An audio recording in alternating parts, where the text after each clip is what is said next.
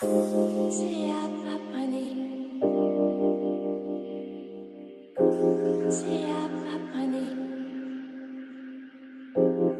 the first thing I learned, which I think I've shared a little bit about, is context.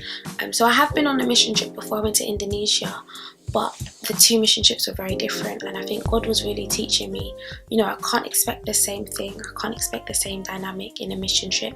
So Indonesia is predominantly a Muslim country. However, there's less prohibition on sharing the gospel. And so when I went to the mission trip in Cambodia, it was for 4 days. It was quite short. However, I had the opportunity to really share Christ, to share my testimony, to pray for people, to encourage people and that sort of thing. But in Cambodia, I think God was really showing me how sometimes, it's not so easy. It's not that easy. You really have to sort of break past the barriers that and the strongholds have been set up in that country over the past years to get people to the gospel. That doesn't mean you change your message. That just means you have to be sensitive to the Spirit and know how to deliver that message, when to deliver that message, who to deliver that message to. And I think it really sort of slowed me down, because sometimes I'm a bit too fire, like I'm a bit too boom. But I have to really remember that these people are God's creation. Yes, their spiritual state is A100, so important. However, there's so much more to sharing the gospel than with just your words. It's the way you behave, it's your lifestyle, it's how you love, it's how you walk in holiness. Like, it's so much more. And so I may not be able to share the gospel verbally with people, but I can live out the gospel and show people Christ through my conduct. And I should never feel as though that is any less, because it's all part and parcel to the greater things. It's opened my eyes to being more open to building relationships with people before sharing the gospel. It started to make sense what the Apostle Paul was doing, like becoming a Jew to the Jew so he could win some, becoming a slave to the slave so he could win some. Like, it's all for the glory of God, it's all for Christ. And so if you need to do certain things, not to please man, but to I don't want to say win them over, but I think you know what I mean. If you need to do certain things to put yourself in a position where you can relate more to people, or put yourself in a position where you can have a better relationship to people in order to win them to Christ, then you should be able to do it, and you should not feel guilty about it. The second thing God was teaching me was really how to fear Him. The fear of the Lord causes one to depart from iniquity. Proverbs 16:6. This is one of the verses that kept on coming back to me in my private study, in my devotional time when I was in Cambodia. Fear the Lord and depart from evil. You cannot say you fear God if you are still associating with the works of wickedness, the works of darkness. You depart from iniquity, you depart from evil when you fear God. And I think I was really learning the fear of God. I was learning what it really means to walk in the fear of the Lord, to really live in the fear of the Lord, knowing that God is a fearful God. God is a mighty God, and just fearing Him and reverencing Him in everything was such a big thing. Most of the other reflections I had, to be honest, were to do with the team, and God was doing a hot work in me, boy. Okay, so I'm going to read something out to you. And this is one of the devotionals I read before I went on the trip. And honestly, it was like God was preparing me. Not only with this devotional, but with so many other of the readings I had before going on the trip, while I was on the trip. God was really preparing me for the team, for the relationships, for the dynamics, for the difference in culture, for all of that sort of things. And if you checked out my blog, you will see I wrote some blog posts about my time before I went to Cambodia and the lessons I was learning. So go check it out. I'll put a link up at the top of the screen. But yeah, so I'll just read to you the devotional that I had before I went to Cambodia. Okay, the power of humility. The greatest challenges on mission trips often come from the people who accompany you. Sometimes the stress of the new and unfamiliar brings out the worst in people, and even at your best, you're supposed to cooperate closely with people you probably haven't worked with before. Quite often, there are bad feelings. This famous passage from Philippians speaks to those attitudes, urging you to imitate Christ's humility. And so the verse in Philippians was the one that says, prefer others above yourself. Do not seek after your own, but seek after those things that will benefit other people. And this was so relevant to me, because I'm telling you now, it was hard. It was so hard.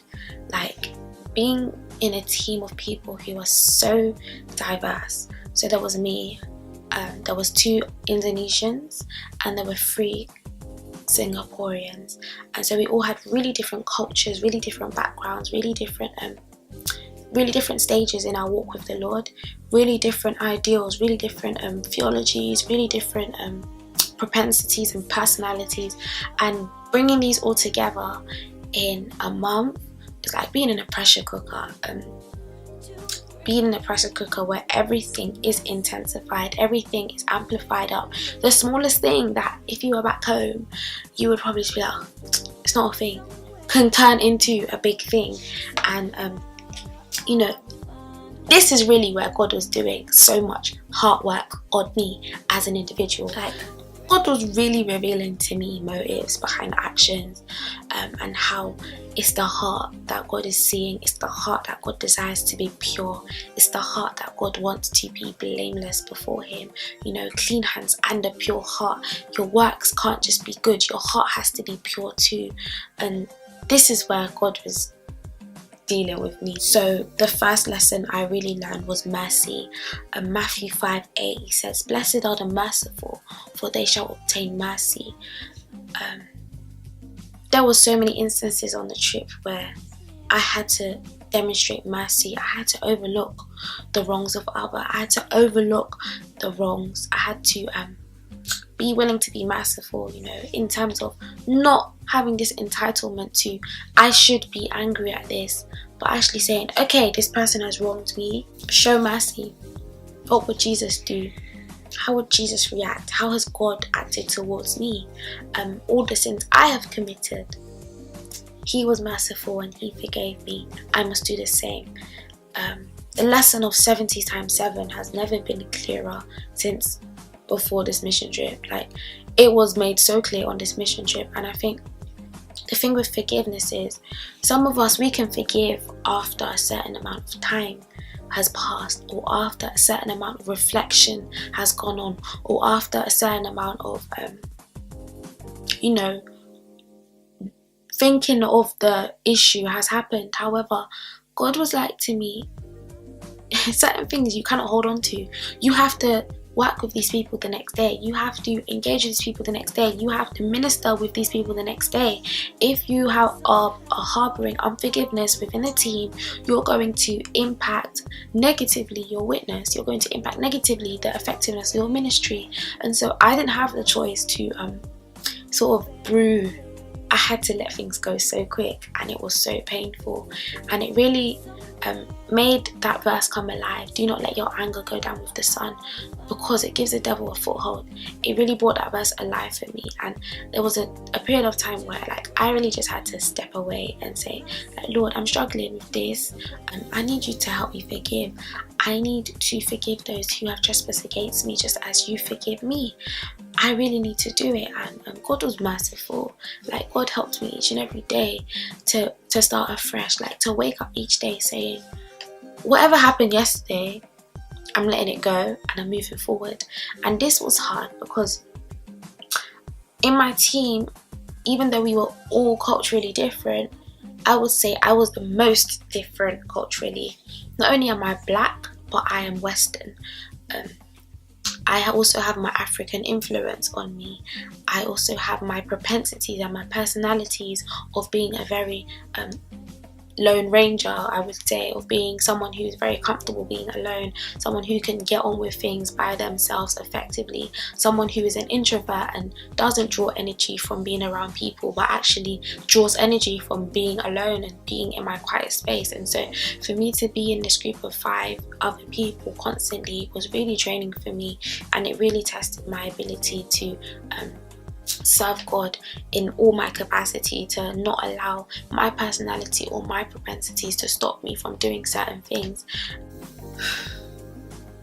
And it's with little things such as, you know, what you want to eat, such as, you know, what time should we have debrief, such as, you know, what time should we wake up and leave the house, and just seeing how we all had different personalities and different ideas testing me. To be honest, I had thought about missions as a calling. I had this desire to do missions before I came on my year abroad, and I thank God because He's provided me with 2 opportunities to fulfill those desires.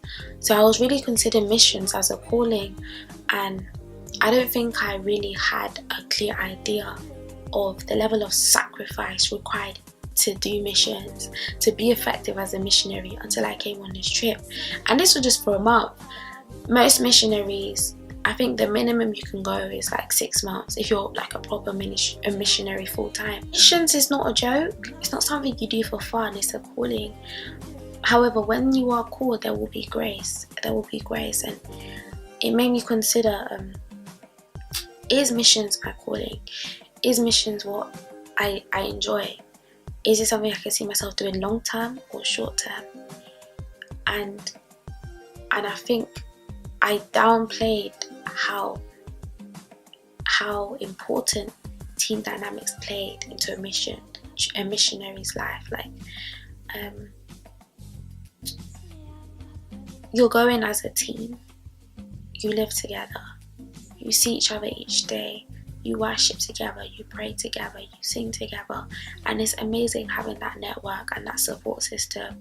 However, sometimes you need to be able to deal with that conflict effectively, deal with that argument or that disagreement in the most God-honouring way that will help you to continue to be effective as ministers in that area, in that mission field you've been called to. So yeah, that was like a really big take-home point for me. How good am I working in a team? You know, how willing am I to compromise? How quick am I to forgive? How able am I to lay down my desires for the desires of others? All of these questions came up, and God really showed me how selfless service looks like, and how it needs to be continuous, and it needs to be daily. It can't just be a one-off thing. And this whole thing about sacrifice was really confirmed when I spoke to 2 female missionaries. So they were both working with us on a mission trip, and one of them was from America and the other was from Thailand. And I noticed something really funny is that these 2 women, they did not have a family, they did not have children, and I think they were both late 20s, early 30s, mid 30s, something like that. I can't remember exactly, but they were mature. They were older women, you know, I think mid 30s actually. And I asked them questions about, you know, family, about missions, about their calling, about how these things play out. And I think it opened my eyes more to the possibility of serving God with your whole life. Like, of course, I have a desire to be married. I have a desire to have children in the future. However, if God has called me to something else, am I willing to lay that down and say, this is what I must do because God is calling me? And this is exactly what these women did. They laid down the desire for family and chose to walk in the path God has called them to. And I know it's so much harder than what I'm saying, and of course I don't understand because I am not a missionary, but I think the level of sacrifice that I see through laying that desire down showed me the level of commitment I need to have to God, whereby I'm able to let anything go, like anything, even if it's the thing I desire the most, even if it's something I believe God is going to give me, am I ready to lay it down? And that was a big question for me, and there's a big question mark over my head on that one. And it's something that I'm continually praying about and seeking direction. I mentioned I'm an introvert in terms of I like my space. I like to be alone. and I like being comfortable. And this is something God has worked on me before, and so I was surprised when God was doing it again. So in December, God was working on me about liking my comfort too much, like being a Jonah basically, you know, not wanting to sort of be uncomfortable, not sort of wanting to do the thing that I don't want to do but God desires for me to do. And that was another thing I was pushed on in the mission trip. One thing I did experience throughout the trip was loneliness, I would say. Not in the sense of God not being there, but in the sense of no one else being there. Like, there were times when I felt distant from my team members, or times when I felt as though I didn't really gel as much as I really wanted to with the team. And I tried to explain it away with culture, or I tried to explain it away with personality differences, but I don't think I ever had a peace in my spirit until I took it to God. And God was there for me so much in the trip, where sometimes I'll feel like I'm the odd one out, or I do things differently, or I worship God differently, or, you know, I have different ideas. All of these sorts of things that could really discourage you and really bring down the self-esteem and really bring down your confidence in the Lord, try to attack me basically. But I'm just grateful to God that I knew to run to Him straight away, and run to Him as my refuge and my fortress and my strength, and meditate on who He says I am, meditate on who He calls me, meditate on how He's chosen me for this mission trip for a reason, even if I am different, really encouraged me and saw me through. And honestly, I couldn't have done it without God. Like, there were some moments where I was thinking, oh God, I'm tired of this. It's hard. And the last thing I will share is something that happened to me, and it really taught me the importance of being ready in season and out of season. So what happened was, on one of our days off, during a debrief, I went to the market with a few of my teammates, and then I was approached by this guy, and this was completely off topic, completely off trajectory, completely unexpected. Basically, he asked me out for a date, and I wasn't sure whether or not to go. I thought, you know, this could be a distraction, this could be something that is trying to take my focus away from mission. But then I also thought, this could be an opportunity, this could be a divine appointment. So I was in two minds about this, and I was really nervous about it too. So I went back home, and then I prayed about it, and I tried to sleep, but I couldn't sleep. Like, sleep was gone from my eyes. And I think maybe that was because I was trying to dismiss it, and I was like, no, I'm not going. But I had a sense in my spirit that I need to go. I need to go. I need to go. I'm still on mission. I'm still on this job. And so I asked my roommate, and I asked her, like, what do you think? Because me and my roommate were quite close. I really thank God for her, because she was honestly like one of the people in my team that I could really talk to. Like, we prayed together and we shared with one another so much. And so I told her about this, and I said to her, like, do you think I should go? Explained to her my reasons and stuff, and she thought, you should go. She told me I should go, so I was like, alright, okay, that's confirmation twice now, so I better go. And then before I left, she said, oh, is there anything you'd like me to pray for you about? And then I said, safety, protection, and opportunity. Those three things that I prayed for, and God answered every single one of those prayers. So I went to like the nearby cafe and met the guy, and there was an opportunity for me to share the gospel. There was an opportunity for me to give an answer, to give a defense for the faith that I have. And it came from him. He actually was the one who gave me that opportunity. He said something about, at some stage in our conversation, about being lonely, feeling empty, feeling as though whatever he does, he's never satisfied. He never has this sense of satisfaction. He's always longing for more. And then in my spirit, I knew this was the opportunity, but you know how that doubt can come and sort of make you think, no, don't do it, he's going to think you're weird. No, the Holy Spirit gave me strength and I went in, and that led us into like, I think, a 1 hour, 2 hour conversation about God. He asked me about suffering, he asked me about homosexuality, he asked me about gender, he asked me about people being made in the image of God. He asked me about so much, and I was able to share with him so much biblical truth, so much light, and I just really want to thank God for that. And I think from that I learned that I should not limit God, that I should be ready in season and out of season. And this guy now, like, we're still in contact, and I believe that God is working in him, and I will continue to pray for him. But the way in which God worked and gave me the opportunity to share Christ and to share goodness of God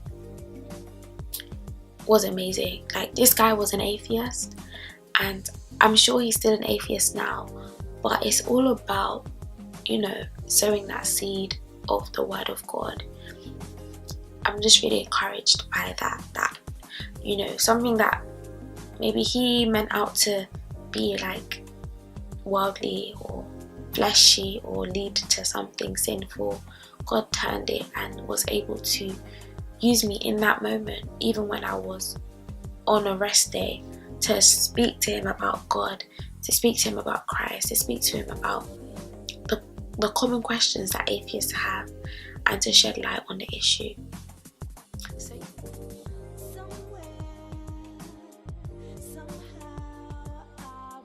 I just want to thank God, because God is really a healer. Like I mentioned about the testimonies I'd heard from people, and some people I heard testimonies from, they came from broken homes.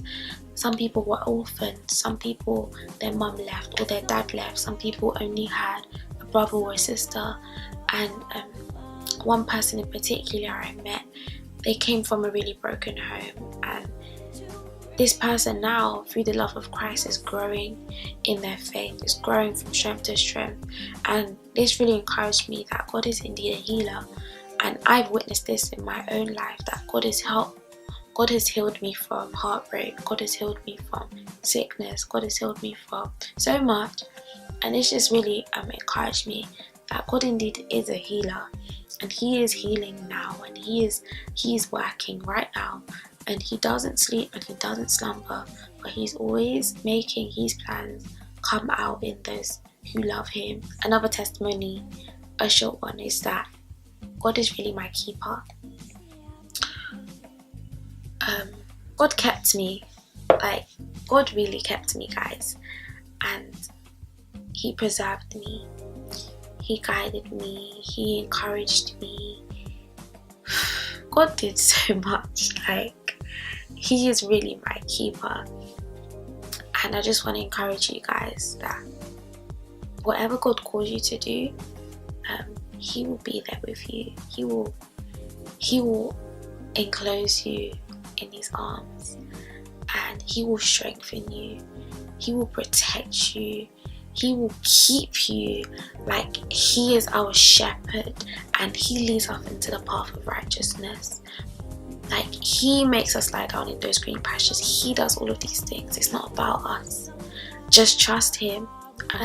Lastly, something that I want to share, which was really sad, but it's also a testimony. One of the, I hope this doesn't make me cry, one of the staff workers passed away, I think a day before we left Cambodia. This was really sad, because this person was amazing. This person loved God, this person feared God, this person served God, and he was only 28, and it was so sad because he had a bright future, and God was really using him to minister to the Cambodian students who were there and who were walking that walk of faith and love. And he passed away, and I think this is like the second person I know who has passed away in the last 3 months. And it's like God is waking us up. God is waking me up, that live for me, Live for me, because when I call you away from this earth, that is it. Live each day for my glory. Live holy. Let go of your sin. Let go of everything that is pulling you from me. Leave it. It's not worth it. This life is but a breath. It's here today and gone tomorrow. You know, it just was another wake-up call that I need to step out of any area of complacency. I need to step out of any area of compromise, and I need to walk in light. I really need to walk in light, because time is short. Tomorrow is not promised. And I know people say it so much, tomorrow's not promised, it's a cliche, but tomorrow really is not promised, and it's only by the mercies of God we see another day. And so it stirred up in me a fire to really live each day like it's my last before God. And it really encouraged me that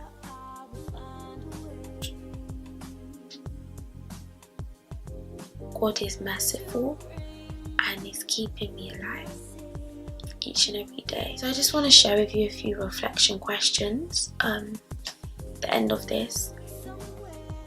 I want you to think about them. So how can you take the lessons that you've heard and what you've heard from me today into your life and apply it? What changes can you make in order to be light? What changes can you make in order to sacrifice, to fear God, to show mercy to people, to be about the Father's business? Are you ready for God to start testing your character? I mentioned that this whole month was like a season of testing and proving. It's all well and good learning. I love to learn. But also, are you ready to be tested? And are you ready to lean on God's grace to pass those tests? To come out victorious? And thirdly, how important is obeying God to you? Are you ready to go against those who are in positions of authority? Are you ready to inconvenience yourself? Are you ready to let go of your comforts, to let go of your desires in order to obey God? These are all questions I want to ask you guys. And share in the comment section below. I would love to hear from you guys. I really want to hear your thoughts about missions. If you have any thoughts on missions, if you've been on a mission trip and you can relate to some of the things that I've experienced, share below. I want to hear from you guys. So yeah, I guess that's the end of my reflections video. Thank you so much for watching, if you've watched. I know it's quite long. Thank you for allowing me to share my heart with you guys. It's not easy, but I'm really grateful that I did do it. And yeah, we'll see you in my next video.